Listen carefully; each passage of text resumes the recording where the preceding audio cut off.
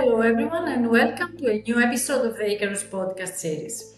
Icaerus is a European Union funded project aiming to explore how drones can serve multiple purposes in agriculture, forestry, and rural areas across Europe. I am Alexia Mastora, Communications Manager at Reframe Food, a non-profit organization aiming to transform the agri-food sector through innovation and technology. Today, we are delighted to welcome Aldo Sollazzo, CEO of the Noumena. Aldo, welcome. Hello, thanks a lot for the invitation and the opportunity to share our trajectory in the Icaerus project. Let's begin by introducing the first use case of the Icaerus project, crop monitoring. What specific challenges in crop monitoring is this use case addressing, and why did the project choose to focus on vineyard in particular? The first use case focuses on providing a practical and accessible solution for farmers to carry out crop monitoring tasks using drones. Our goal is to address key challenges such as early disease detection, understanding growing pattern, and analyzing the unique environmental condition associated with each crop. This kind of technique enables us to generate detailed insight and tailor a recommendation to optimize crop health and productivity. We also account for variability within the vineyards, ensuring that the technology is intuitive and usable by farmers independently. This for us is very, very important. So to support this, we are working to automate drone flights as much as possible throughout the simulation and testing, making the process easier and repeatable. In fact, in Noumena, we believe in the capacity of data and the power of data to connect and also explain the transversality, the complexity of this operational context. And we believe that using drones to collect aerial data, we can correlate the plant health with weather pattern and environmental condition in order to analyze every change in plant color, understand the growth over time, and develop algorithms for the detection of any disease that can appear over the crop.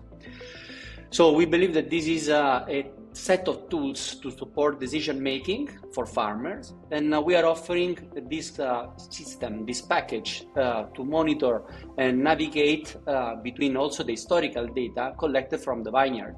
So we build in this way a very historical system, a library of data, of information that the vineyard can use. With the idea of helping farmers to review past trends and detect patterns and make more informed decisions about their future actions. Throughout the project, we also aim to work across different scales. So we believe that it's possible to use drone data with broader environmental information and understand holistically all the behavior of this complex context. Vineyard, in this case, were chosen also because they represent a highly valued crop that requires constant monitoring and management, and this is especially relevant in the region of Catalonia, where we live.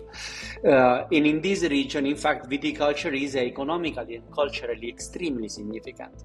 Even small changes in plant health can impact the vine quality, the business of the companies that are also operating in that field. And we believe that using drones, we can prevent those damages, we can act before, and we can set a system of intervention that can significantly affect the yield and product quality. This project at the end leverage all the capability and also the economic input and output of these companies, and will also demonstrate how drone technology can bring tangible solution to bring value in the agricultural sector. That was a great overview and clear explanation on how drones technology can be truly practical for vineyard monitoring. Are these challenges specific to the region you are working in, or do they have broad relevance across Europe? Thanks for your question. While the case study is regionally focused, the challenges such as the mildew, the iron deficiency detection, the need for efficient resource usage are common across many vineyards throughout Europe. The solution we develop can be scaled and adapted to various types of terrain and climates, making all these systems broadly relevant to the European agricultural sector. It is encouraging to see how regional insights can be translated into solutions relevant across Europe agriculture. Let's now move to our next question. Can you describe the work being carried out in this use case so far?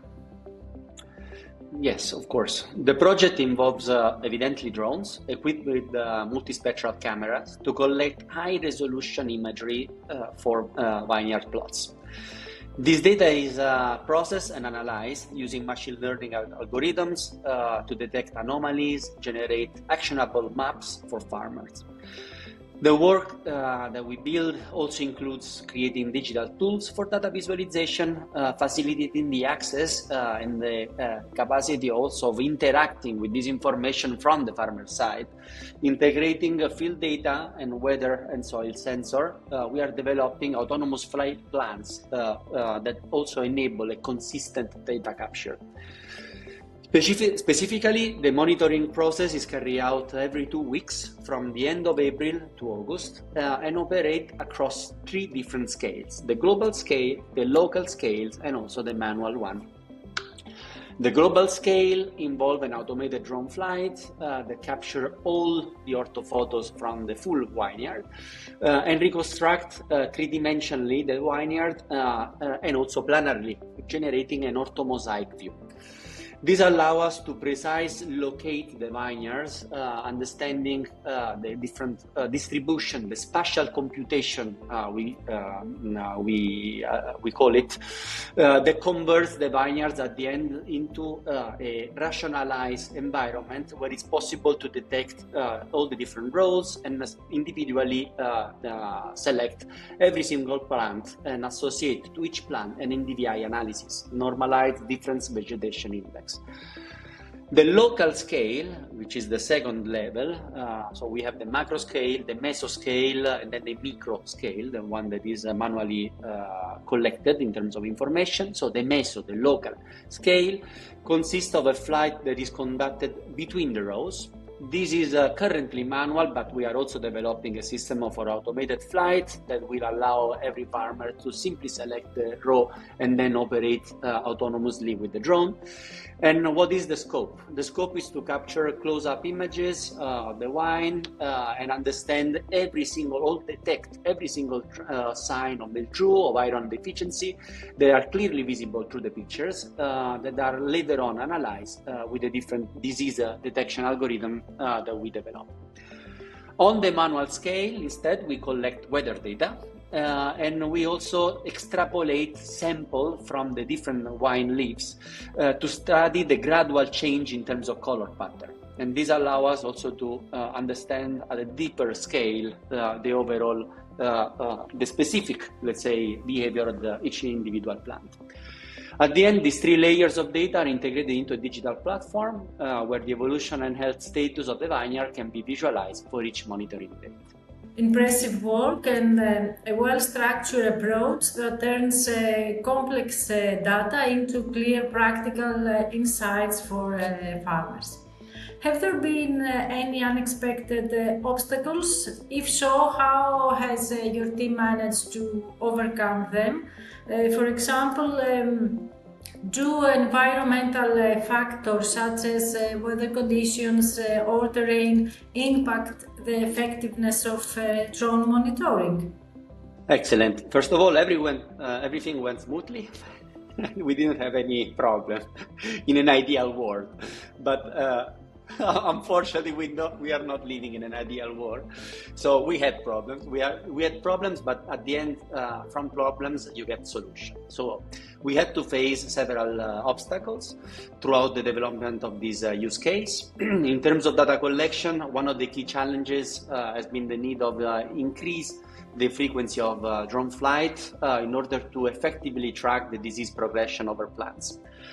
So we cannot wait too long to monitor the space. There might be a very critical change that might occur between 1 week and another. So we had to also calibrate the timing of monitoring that we had to perform.